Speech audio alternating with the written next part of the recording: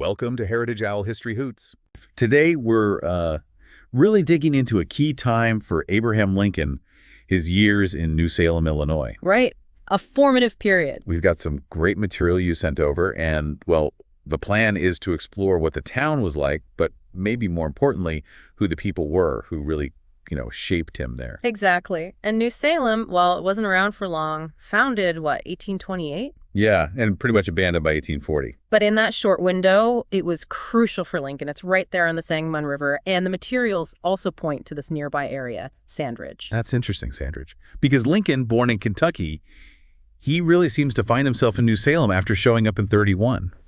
Yeah. Those 6 years, he wasn't just, passing through. No, he was trying everything. Yeah. Shot keeping, soldiering. Postmaster, surveyor. Right, all these different roles.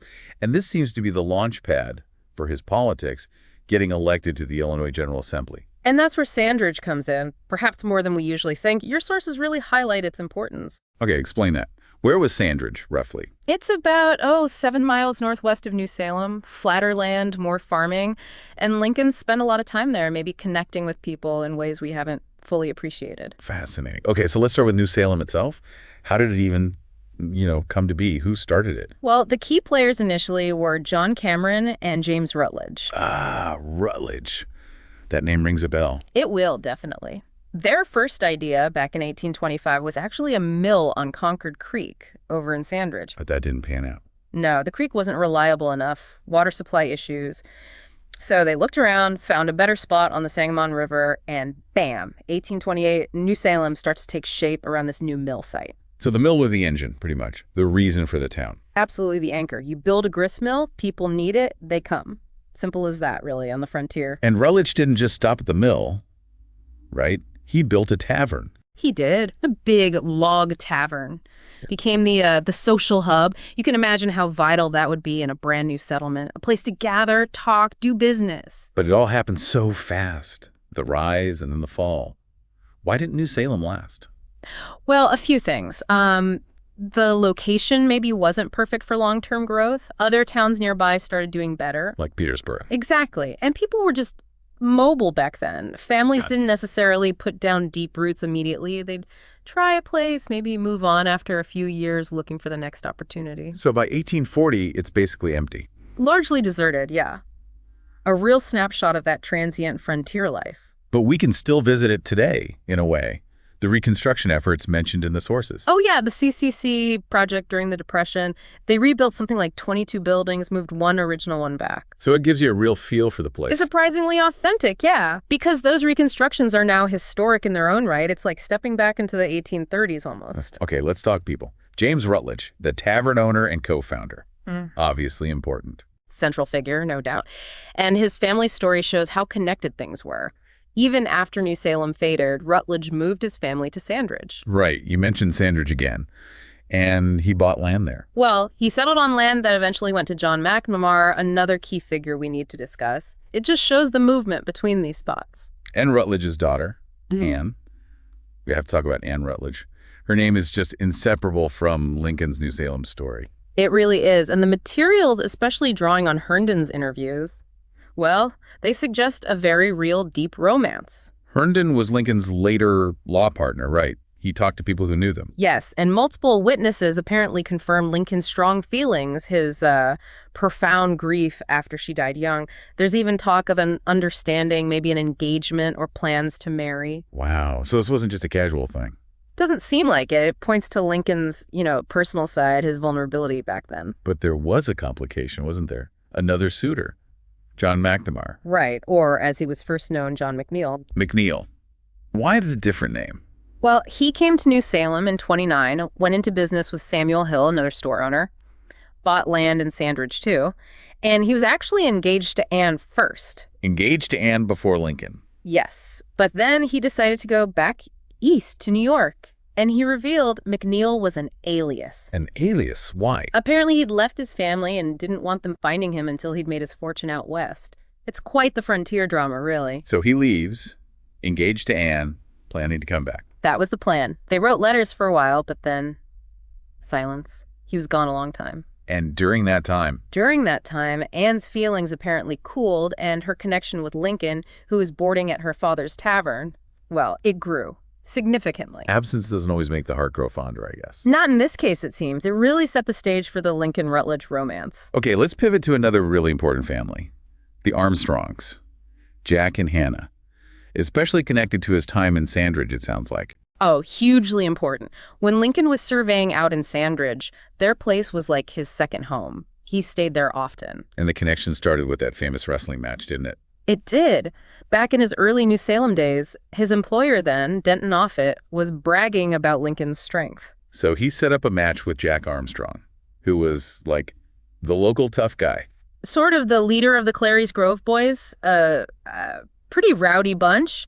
But the match, it wasn't really hostile, more a test of strength. And they became friends afterwards? Close friends, so much so that when the Black Hawk War started and Lincoln volunteered, those same Clary's Grove boys elected him captain. Wow. That's quite a turnaround. And Armstrong served under him. Yep, as a sergeant. Shows the respect Lincoln earned pretty quickly. He could connect with all sorts of people. And Hannah Armstrong, Jack's wife, she sounds like she was incredibly kind to Lincoln. Oh, absolutely. Like a mother figure, almost. Meh. When he stayed with him for weeks surveying, she fed him, lodged him, did his laundry, mended his clothes. Laundry and mending. That's real care. There's that specific detail about her sewing deerskin patches on his pants. They called it foxing. Foxing. Why? To protect the trousers from thorns and brush while he was out surveying. Practical frontier stuff. One job even paid him in 2 deerskins, and Hannah apparently stitched them right on for him. Speaks volumes, doesn't it? It really does. Simple kindness. Yeah. And their story with Lincoln continues much later, right? Yeah. With their son, Duff. That's right. Years later, 1857, Duff gets accused of murder. A serious charge. Very. And Hannah, desperate, reaches out to Lincoln, who's a well-known lawyer by then. Please, Abe, help my boy. And he does. This leads to the famous Almanac trial. Exactly. A showcase of Lincoln's legal skills, but also his loyalty. Remind us what the key moment was in that trial, the Almanac part. The main witness for the prosecution swore he saw the whole fight clearly by the light of a bright moon high in the sky. Okay. But Lincoln, after questioning him, pulls out an almanac for that specific date. And it showed the moon was actually setting low on the horizon at the supposed time of the fight. It wouldn't have been bright enough to see clearly. He blew the witness's testimony out of the water. Completely undermined it. That plus his connection to the family. Duff was acquitted. Just brilliant use of evidence. Shows his sharp mind. And the connection lasted even beyond that. It did. Hannah visited him before he left for Washington as president. A farewell. That's touching. And during the Civil War, Duff was in the Army, got sick. Hannah couldn't write, but got someone to send a letter to Lincoln asking for a discharge. And Lincoln. Sent a telegram straight back. Discharged Duff Armstrong immediately. Just like that. Yeah. So that bond held strong, even with the weight of the presidency on him. The sources also mention some local gossip about Lincoln and Hannah, and maybe another woman, Elizabeth Abel. Yeah, small towns, right. Frontier life could be pretty rough and tumble, and, well, rumors flew. What kind of rumors? Oh, things about Lincoln and Hannah. Even some probably jokes suggesting he might have been Duff's father, which seems unlikely. Whispers about Elizabeth Abel's daughter, too. So standard small-town talk. Pretty much. We shouldn't take it as fact, but more as a reflection of the times, the close-knit community, maybe a bit of frontier humor or speculation. It makes these historical figures feel a bit more human, you know? Definitely. Now, who else? Uncle Jimmy Short? His story is quite something. David Rice Short, yeah. Uncle Jimmy, a true friend. Remember, Lincoln's stores failed. He was deep in debt. Right, the debt that followed him for years. Well, a creditor got a judgment, and they seized Lincoln's horse and his surveying tools, basically his means of making a living. Devastating for him. Absolutely. But then Short, without telling Lincoln, went to the sheriff's sale, bought the horse and tools himself. And just gave them back. Quietly returned them, no fuss. Just an incredible act of friendship and generosity. Wow. And Lincoln didn't forget that. Not a chance. Years later, Short fell on hard times himself. Lincoln, now president, appointed him to a government position out in California. Paid him back, you could say. That really speaks to Lincoln's character. Loyalty. Absolutely. Remembering who helped him when he had nothing. What about Mentor Graham, the school teacher? His influence sounds more intellectual. Very much so. Graham saw Lincoln's potential, his sharp mind. He really helped Lincoln with his self-education, How so? improving his grammar, his writing, his public speaking, guiding his reading. The sources mention Graham taught in a blab school. A blab school. Yeah, where kids learned by reciting their lessons out loud all together. Kind of noisy, I imagine. But Graham's mentorship was key for Lincoln developing those communication skills he'd need later. Helped him polish his natural abilities. Exactly. Moved him beyond just basic literacy. Okay, besides these major figures, the sources sketch out the rest of the village, too. Other stores, other people. Yeah, it paints a picture. William Clary's store, famous for liquor, hang out for the Clary's Grove boys. The wrestlers. Them again, yes. The Rutledge Tavern kept going after the Rutledges left, different owners. Then there was Lincoln's awkward courtship with Mary Owens.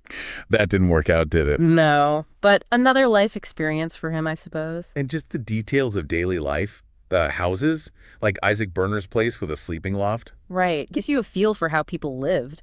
Elizabeth Abel letting him stay sometimes, encouraging his reading. Martin Waddell, the hat maker. Henry Onstott, the cooper, the barrel maker. Essential trades. Totally. And Samuel Hill, who partnered with that alias guy, McNeil McNamar. Hill seems like a real go-getter. Started a carding mill, too, though he eventually moved to Petersburg. And the Trent brothers running a ferry and a tavern for a bit. Yeah, it all adds up to this picture of a small, bustling, self-reliant community, even if it didn't last long. We should also remember how Lincoln actually got to New Salem. It wasn't exactly planned. Not at all. Pure chance, really. Spring of 1831, he's on a flatboat heading down the Sangamon with goods for Denton Offutt. Yeah. Yep. The boat gets stuck solid on the mill dam right there at New Salem. The Rutledge Mill Dam. The very one. And Offutt was apparently so impressed with how Lincoln managed to figure out a way to free the boat. How did you do it? Shifted cargo, drilled a hole to let water out. Pretty ingenious. Offutt basically offered him a job on the spot to work in the store he was planning to open there. So getting stuck on the dam changed his whole life path. In a way, yes. That mishap led directly to his New Salem years. The replica flatboat they have at the site now is a great reminder of that unlikely start. So looking at his time there overall, he wore so many hats. Clerk, postmaster, surveyor. Absolutely. And that mix of jobs must have been, well, an education in itself. Dealing with different people, different problems, understanding how a community worked or sometimes didn't work. And getting those official appointments, postmaster, assistant survey, that must have felt like progress, recognition. Definitely signs of his rising standing. And importantly, those jobs, especially surveying, took him all over, expanded his network, particularly into Sandridge. Back to Sandridge.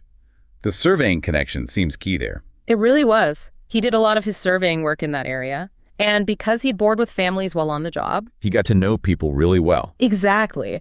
Forged those personal connections. He laid out roads, even designed a town called Huron in Sandridge, though it never actually got built. Landowners hired him for private surveys, too. His first Sandridge job was for Reason Shipley. It was hands-on work, connecting him to the land and the people. But it wasn't all smooth sailing. The store failures, the debt, that looms large in the New Salem story, too. Honest Abe comes partly from that, right? Paying it all back eventually. It does. That debt was a serious burden for years. Took him a long time to clear it.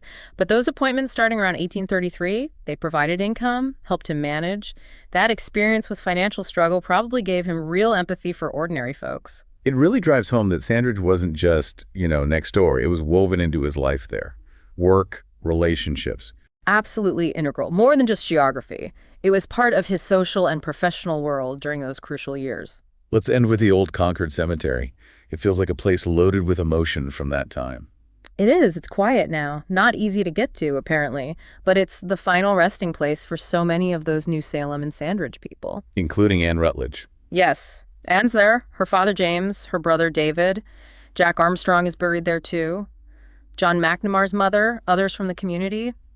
A real link to that past. And the sources say Lincoln visited Anne's grave often after she died. They do. People remembered him walking out there alone. It was about 4 miles from New Salem, just overcome with grief.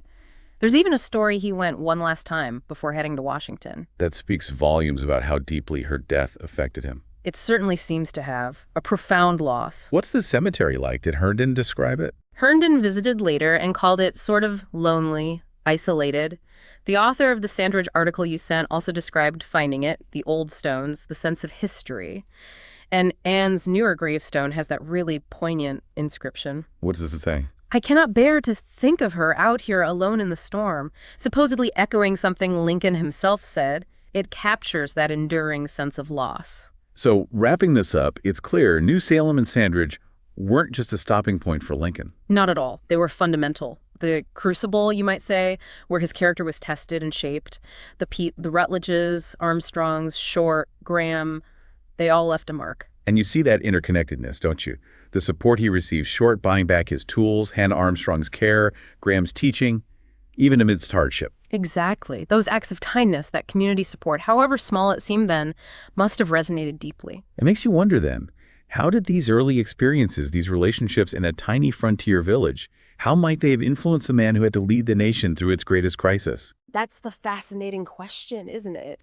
Did that grounding in community, that understanding of personal loyalty and loss, shape his empathy, his leadership during the Civil War? It's a powerful reminder, I think, of how profound the impact of seemingly small beginnings can be.